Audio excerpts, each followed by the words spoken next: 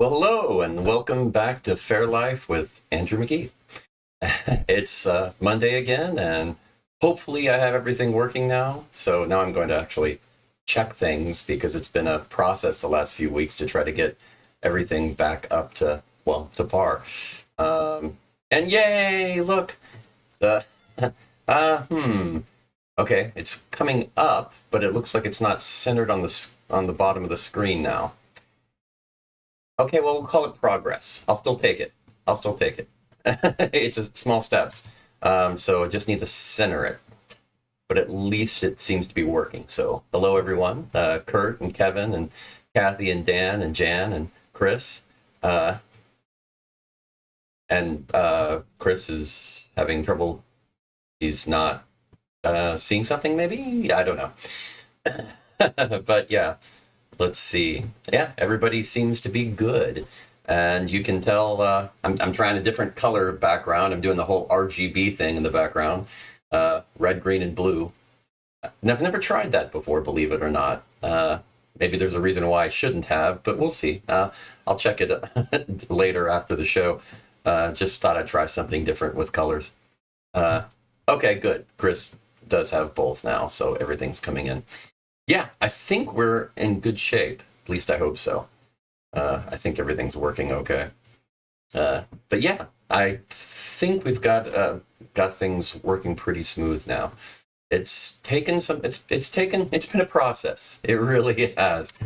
I'll try to get it together. I had a long weekend at the Louisiana Ren Fair, and I'm sure a lot of you understand this, but it had been a couple of months since I'd really done a weekend event. It was Dragon Con that I last did on Labor Day weekend, which is very tiring, but you go a month without doing a fair, you can jump right back in and it doesn't seem like much has changed. But you go 2 months or more, it kicks your butt pretty hard. And that's what it did. I'm pretty wiped. I'm not gonna lie. It's probably, based on past experience, this weekend coming up, I'll be a bit tired as well. But by the third weekend, I'll be back into form. I definitely need to work out a bit more and just do a lot of walking in the weeks that I'm not doing fairs because it really hit. Yeah, exactly, Jan. That's how quickly indeed it can be tough. But I know everybody's different, so maybe it is a little different for you. But for me, I've got a solid month and I can jump right back in like nothing's happened. But when it gets to 2 months, that's kind of the cutoff I found. And yeah, I hit it. So I'm not horrible or anything, but I was definitely wiped last night. Very bad. I overslept a bit this morning, which was a good thing. And still recovering. I'd probably say 75% right now, maybe. Yeah, that's fair. That's fair. But by tomorrow, I should be okay. It still boggles my mind that, I guess, 5 years ago, I decided, let's do Fair Life on Monday. Of course, that was during the whole COVID thing when I didn't have fair on the weekend because everything was shut down. So I think that's where I made the mistake. But I'm going to keep it on Monday because it's kind of been tradition. And I know there's a lot of other things going on other days of the week. So I kind of like it on Monday. I hope you do too. That's kind of been my thing. So Louisiana Fair was great. A really good opening weekend. The weather was almost perfect. Not very much wind. Temperature around 70. I mean, it was very nice indeed. And of course, sold out crowd, really great and a lot of fun. I would say that there weren't any huge issues or anything that I noticed. I was in charge of sound again, like I told you last week, and trying to get sound on all the stages set up and have everything sounding good. And I did spend a lot of time on that, but certainly better than I did a couple of years ago the first time I did it. And it ended up taking my entire weekend and I hardly got to play music at all. Not this time. On Saturday in the morning, yeah, I was pretty much working and checking sound all over the place and doing laps around the fair. But by the afternoon, I played some music and got some busking in, and it was a lot of fun. And then yesterday, same thing. I just spent a little time in the morning, just a little getting a few things together. But after that, most of the day was playing music. So that's the fun part. I love helping out people with sound and getting it sounding okay, but music is why I'm there.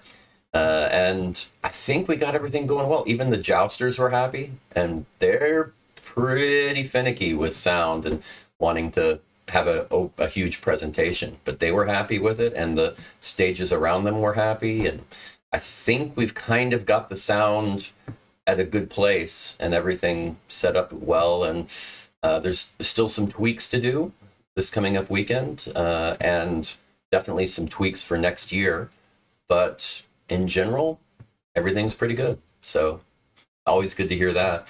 I hope your weekend went well because mine was okay. Uh, oh, really? The Chris says my hat almost vanishes like a blue screen. Interesting.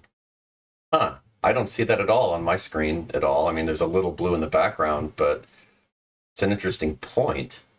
Never thought about that being a conflict, but I guess depending on the view and how the colors are what you're watching it on too. Phones or tablets might be a little more difficult, or a television might be more difficult. I don't know. It just depends on the contrast and how it's set up. Hmm. But that's an interesting point. Maybe I should avoid blue as a background color. I'll think about that. That's good feedback. Oh yeah, the classic. Well, good for you for being diligent and protecting. Okay, Dan says it looks okay on the PC monitor. So okay, so maybe it's a television thing. Sometimes on televisions, colors can be really weird how they have it set up. They can be overly saturated or less so. Uh, so that might be the problem. But it is a good point. I should probably do contrasting colors in the background as much as possible. Okay, fair enough. Well, I'll think about that. Maybe I'll go more. Well, next month I'll probably have to go more green and red anyway, simply because get those Christmas colors going.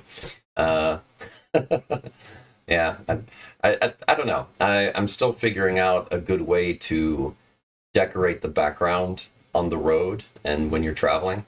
I haven't come up with a great method for that yet. I mean, I can always bring a couple of things with me, but sometimes the background, there's a lot of opportunity to dress it up. Sometimes not really.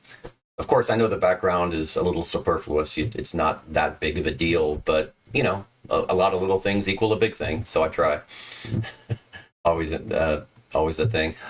If you remember from last week, I did. I'm pretty much done mixing and mastering the Whiskey Bay Rover CD. I've been working on that, and I'm on the very, very tail end, just finishing touches. I might have that done after the show tonight. If not, I'll have it finished by tomorrow. So that will be great, and they'll be releasing that over in probably within the next week or two, and having it out at Faire and putting it online. But if you want, I'll throw up a link. So if you're curious about what I can do with mixing and mastering, and they are a fun pirate band with a good crew, and so if you like that kind of thing, feel free to order it. It's a fun thing. Will do. I will. Uh, they'll have it online, but they will be selling it at the fair too. So if you're going out there, probably not this week, but maybe the next one, they probably will have it. Certainly the week after that. But it just depends on how long it takes to get pressed and sent to them. And honestly, I'm not 100% sure what medium they're going to put it on. They might I assume they're going to do CDs. They might do USB drives. They might do online. I really don't know. They asked me my opinions on that, but I never heard a final, this is what we're going to do. And, that's not really my decision, so I didn't really press them on it. But it is a good question. So I'll ask them about that, and next week I'll let y'all know. And hey, Janine, thanks for joining. But yeah. And hey, I'm glad that, let's see, let me check to make sure. But yeah, the YouTube is coming in as well. So that's good. Woohoo! So the chat is working. It's just not, before it was centered in the middle of the screen, and now it's not. It's on the left. I mean, I guess the left isn't bad, but I kind of liked it centered. But yeah. Oh, which fair? This is, for me, it's at the Louisiana Renaissance Festival, where I am. I'm going to be there for the next 5 weekends as well. So this is Louisiana. But they'll have it online as well, I'm sure. I'll try to get all of that information to you, but yeah. And the other interesting thing is another musician out at the fair was asking me about, he was talking about recording his CD and that he was trying to find somebody to send it off to get for mastering. And I mentioned that I did that, and he seemed interested. So I might actually have another more work for that, doing some mastering his CD. We'll see. I'll keep you updated on that if that comes together. But yeah, this might be a thing I start doing more. Surprisingly, this was more of a side thing I've been doing for years for different groups.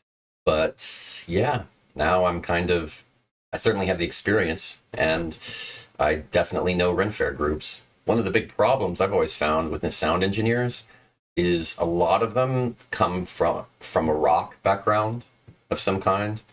And while there's nothing wrong with that, the way that you mix and master CDs for rock music is very different than what you would do for folk music.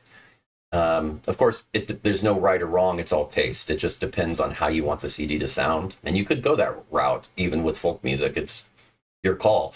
But yeah, it is very different, and it's a very different specialty. And some of the approaches they use to make things sound a certain way, in my opinion, aren't necessarily the best ways to make it sound very natural. And my approach has always been to have it sound like a live concert, but with the best possible everything. The best possible mics, the best possible speakers. You're in the best possible seat, and you're listening to it to perfection, and it's played perfectly. That's kind of how I approach it. Like, you feel like you're the center seat in the front few rows, and the speakers are just directed right at you in perfect distance, and it just sounds almost ideal. But there's still that flavor of natural live playing that I don't want to sacrifice in a recording. That's generally how I approach it. I can go a different way and make it sound, ultra perfect, so it does sound more produced as a studio CD. But it's not hard to do. But I've tried to come down from that because I want it to feel more live and authentic, because that's kind of what, to me, folk music is.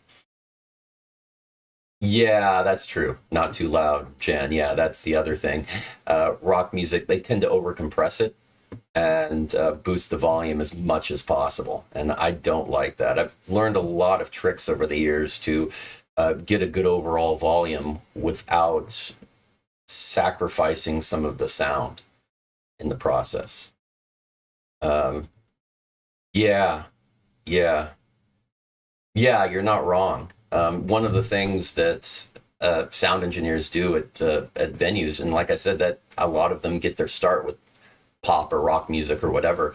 The concept is to make everything the same volume. Every instrument, every vocalist, everything is the same volume. And then they use creative methods to try to make each instrument or voice cut through the others so that you can still hear them. distinctly with everything. That's the ideal. They don't always get there, but even if they don't succeed in that, they try to make it all the same volume. And to me, that never exists in the real world. That's impossible. You can't do that with instruments. I mean, you're not going to play, you're not going to sing, have a flute, and have a bagpipe, and have it all be the same volume in real acoustic. It's not going to happen. So there needs to be layers. There needs to be like a kind of like, think about it like a picture where you have the foreground, the middle, and then the background sound, and that's kind of how I'd like to approach it. Yeah, Kurt, I totally agree. I mean, I think if you can get totally unplugged, but at the same time, a lot of quote live CDs, I think, sound they they sacrifice quality to an extent. You kind of get this. How do I put this? It's kind of a weird sort of a lack of quality in the recording. That mainly because it is live. Essentially, you're just setting it up to record the overall sound from live, and the room affects the sound a lot. Background noise affects the sound a lot. I mean, the odds of you being in a room that is just acoustically great are pretty much nothing. So there's always going to be some sacrifices that, it'll be a little thing, but there's a lot of little things that turn it into a big difference. So trying to find that balance, and so I agree. I want it to sound live, but I also want to make it sound optimal. Like it's a live show at a perfect venue, and everybody's playing their stuff perfectly, and all of the equipment is ideal. It sort of go perfect world, but still not make it sound like synth music fake. That's kind of the goal. So yeah. Well, yeah, unplugged is where you're not, you don't have an instrument that's plugged into speakers. So you want it to kind of sound like everybody is just playing their instruments, no speakers at all, and you're just in the front row listening to them. You just get a front row seat to a jam session of musicians playing their best. That's kind of what I mean by unplugged.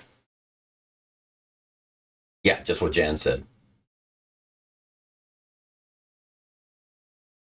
Yeah, and that's a very good point, Janine. The theaters are not designed well for acoustics. It's a different approach now.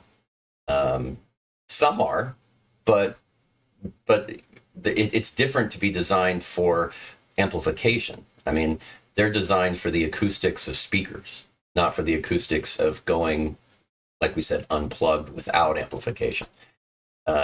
It's a totally different engineering approach. But I mean, there's some crossover, but still, yeah, you're not wrong. It's a challenge.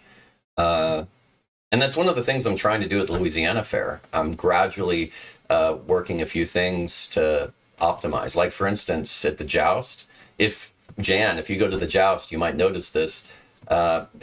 For many years, they had the speakers up on poles on both sides, really high up. And while it's a way to go, it also meant that the sound carried so far beyond all of the seating. I mean, it's kind of, the Joust is kind of, you go down a hill, and then there's a flat area at the bottom of the hill where the Joust field is. And it works really well. It's kind of, the site is kind of like an old Roman amphitheater approach. It works great for it. But then when you put the speakers up on those poles, it all just nullifies the whole sound approach of that hill, and it goes everywhere. And there were stages in the periphery that were affected. Every time the Joust would go on, they could hear everything at their show. It was causing a lot of problems. I made some adjustments last year to minimize it, but this year what we did was we took the speakers down from the poles and put them on two wooden barrels down at the bottom, just kind of angled facing out, and the sound just hits that hill. And it works. It actually is working really well. Uh, small steps, but these gradual improvements that we can do. This year has turned into a proof of concept where let's try this and see if it works and everybody's happy. Right now, everybody's elated and happy. So I'm thinking that in the off season, we're gonna, set up a permanent setup for those speakers at that location and do that. So it's been interesting. I mean, these small little tweaks here or there, but you kind of have to pick your battles because they can't, rebuild everything. Uh, there are limited funds for that, so you just kind of do what you can. But it's been working. You're right, Chris. Exactly. It also depends on the size of the area, but I mean, you can't account for that. Having multiple speakers, larger speakers. I mean, there are ways to do it. But right now, it seems to be working pretty well, and we could even do better. But I mean, I'd say it's very decent right now, and I'm considering, and it's gonna be even great. Now fix the footing. Well, that's not. I'm in charge of sound, not gravel. That's not. Yeah, that's a different department. Um, I appreciate the faith in me, but yeah, I can't. Mm, yeah, I got to stay in my lane. And even then, I've got to, like I said, kind of pick my battles and just kind of say, can we do this, and that's all? Because if I give them a list of, the first year I did sound, they asked me for a list of all my recommendations, and I gave them a list of all my recommendations, and they didn't do any of them. And I realized afterwards that it was too much. That was the mistake I made. I talked to a few people about it, and that they've said, yeah, that was probably not the way to handle that. And I realized that. I learned from that experience. So what I've done is, can we just do this and this?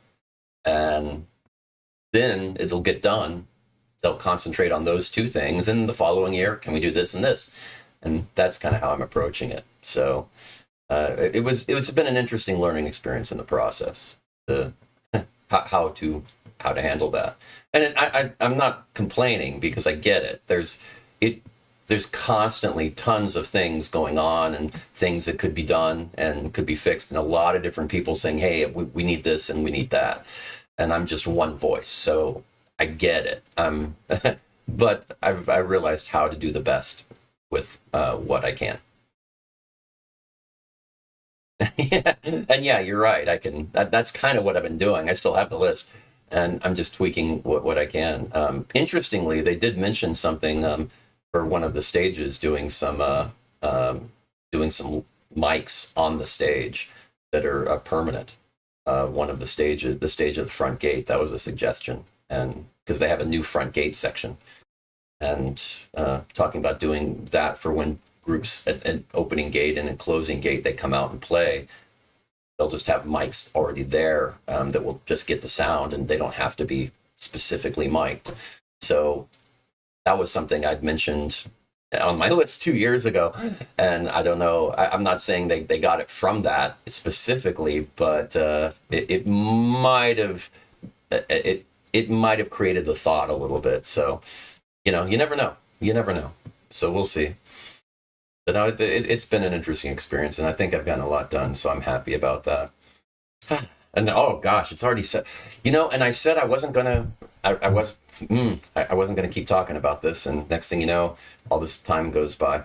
Okay, let's jump over and get to the Faire map, because we're kind of hitting this interesting time where you kind of have the late fall push of fairs, because you have the regular fall push where you have a lot of fairs that are 8, 9 weekends, and then you have a lot of fairs that are 1 or 2 or 3 weekends, and then right at the end of that, all those fairs, most of those fairs, kind of go away. You have a few that are just finishing up, and then you have some of the late fall fairs, or fairs that just go on so long they extend a little bit, like Texas Renaissance Festival's one like that, and fairs like that. Yeah, you'll notice that's exactly right, Jan, across the South, because it's starting to get cooler. And while there are going to be some fairs coming up, one weekend events normally, that are up in the north, that are Viking festivals or something like that, that are kind of geared towards the cold weather gear approach. Generally, you're going to go more south and achieve that. But you're getting several one weekend fairs, couple of weekend fairs, just kind of finding their little niche and moment in the calendar in their area. And then some of the bigger fairs finishing up, with the exception of Louisiana, which is one of those last big fairs of the year. It goes November and December, which is, for a while was very unique. Then some of the other fairs, like the Texas Renaissance Festival, kept pushing their dates further in the calendar. And the start was still the same, but they kept adding weekends. And now they go pretty late as well. So it has been an interesting process, to say the least. But yeah, let's jump over to the full map. Let's see if it... Oh, I love this. Oh, it works so much better now. Oh, I can't even begin. So I love the new laser pointer thing. I just hit a little key combination and it popped right up. Loving it. Okay, anyway. Getting back to it. We have the Delaware Renaissance Fair. This is in Townsend, Delaware, and it is on its last weekend, its third weekend, and it's Time Traveler's Weekend. Now, the Delaware Fair started in 2022, and okay, since I have some of y'all on here, I'm going to ask you a trivia question. Which state in the United States does not have a Renaissance Fair right now? Because it used to be Delaware. Delaware was one of those constant jokes that I remember making the joke back 20 years ago and hearing it from others too, that it was just, you could always go to Delaware because they had all these fairs all around them, Maryland and Pennsylvania and all of that, but they did not have one in Delaware. And they finally, a couple of years ago, started one in Delaware, so they weren't a state that they were finally a state that had a Ren Fair. Which state now does not? So any guesses? Feel free to throw that in the comments if you have a guess about which state does not have a Ren Fair. So yeah, a little trivia question. I should put a trivia question thing on my graphics for the future. That would be good. Okay, jumping down, we have the Carolina Renaissance Festival in Huntersville, North Carolina. This is the 6th weekend out of 8, and the theme is Celtic Music Weekend. So good choice. I like that one. That's a good one. That is definitely a good one. Then we go down to Myrtle Beach, South Carolina, and this is the Mythical and Medieval Fest, and it's the first out of 2 weekends. This is one of those quick little short fairs at the end of the year. Jumping down to Florida, we have the Lady of the Lakes Renaissance Fair in Tavares, Florida. And this is its last weekend, the 2nd.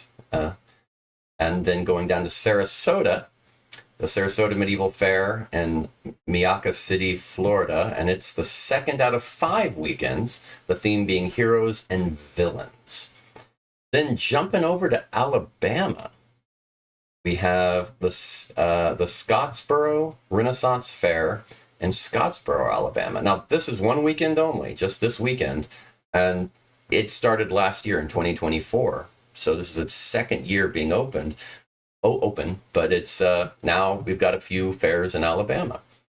So no reason to guess that as the state that doesn't have a fair. All of y'all are looking it up online, aren't you, trying to figure it out, which state does not have a Ren Fair? But before you suggest it, you'll notice over here that there's also one in Hawaii this weekend. So they've had fairs in the past, but now they've got this one too, and have for a few years. And it's so yeah, don't guess that one. That's your hint.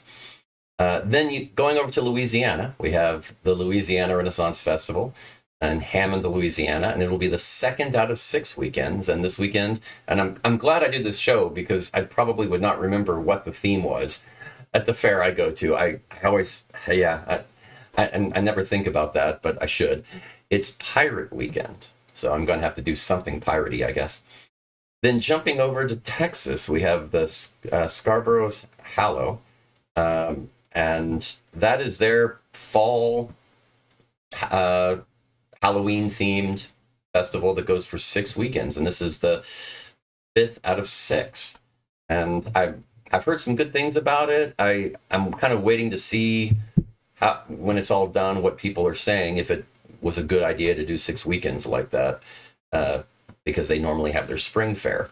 So we'll see. It's becoming more in vogue for some of the larger fairs to have their regular fair period in one of the seasons, and then in the opposite season do a run as well with a slightly different theme. So we'll see if that works out for them. Be interesting to find out.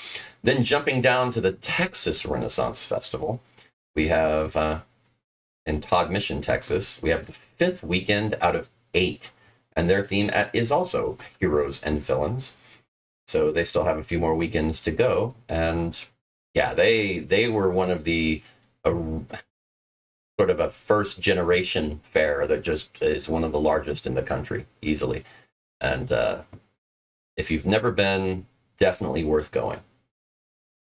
Then jumping over to the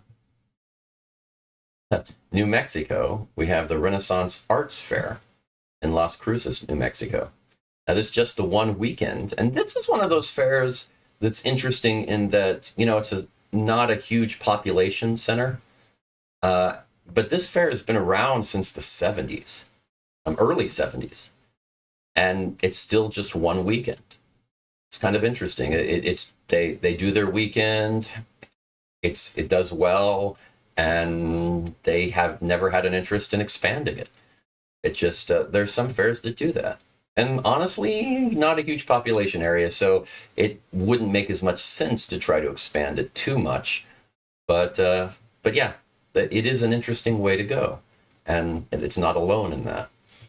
Then, jumping over to California, we have the Kearney Renaissance Fair in Fresno, California.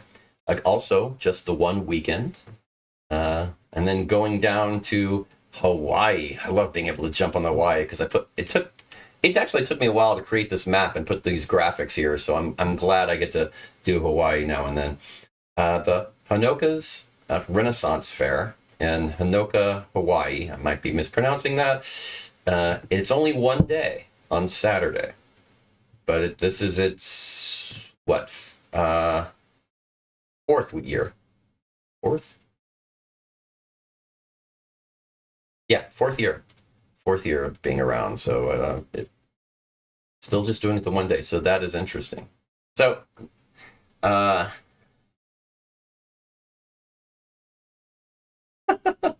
I like that. So the guy comes and dressed as a pirate to church. I like that. That is hilarious. Oh, I like that too. For Pirate Week and play someone else's songs. Oh, that's hilarious. Okay, I kind of like this idea. This is really good. For Pirate Weekend, I'm going to play. I'm going to play Foxy and Twig song, and I'll play Rover's Way song.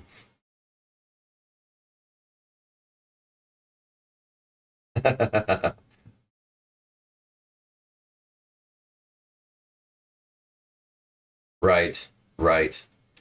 That can happen. The privy lines can always be an issue. I won't deny it. It can be definitely an issue. Oh, well, that was interesting. It gave me a message when I closed that window. Well, okay. I'll look into that later. Jumping back.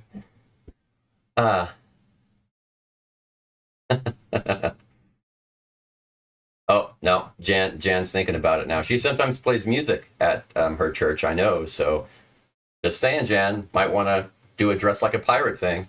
Just throwing it out. It's an option. Always nice. So no guesses for the state that does not have a Ren Fair currently? So nobody suggested. Okay, well, I'll go ahead and tell you. It was Wyoming, actually. Now, some of you who know a lot about the area might be going, wait a minute, Wyoming has... Okay, They technically do have a Tournament of Nights event that started back in 2018 or so. It's a 1 day event in Wyoming at one of the fairgrounds that it's a night tournament. They just have, it's jousters. They do have some vendors, but it's a jousting tournament, which is a little different than a Ren Fair in my mind. But that's it. No, actually, and Kurt says Utah they actually have several fairs, believe it or not. Yeah. There are a couple of states that only have one, but these days, a lot of them have multiple fairs. And the state with the most fairs, I believe, right now is still California, which makes sense because they were where Ren fairs in the United States started, in California. Yeah, you're not wrong. I mean, Wyoming does have very low population, especially compared uh, to the acreage. But yeah, I mean, I don't even know. Maybe jousting is popular there. I think it was just one of those where the organizers were looking for a location to have a jousting tournament that was fairly centrally located in the U.S., but they could get away with a good amount of land in doing it. Oh, how many does California have? Oh my gosh. More than 12, less than 25, I think. I would say somewhere around 20 to 24, somewhere in there. I haven't counted recently, but it is ridiculous how many fairs they have. It is ridiculous. Um, yeah, yeah, exactly. Yeah. Yeah, it is. It is. I mean, some of them are certainly the one weekend fairs, several of those, but I'm also not including some of the spring and fall fairs.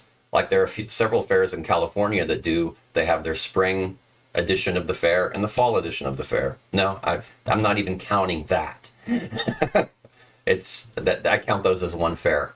So yeah, it's pretty nuts. California.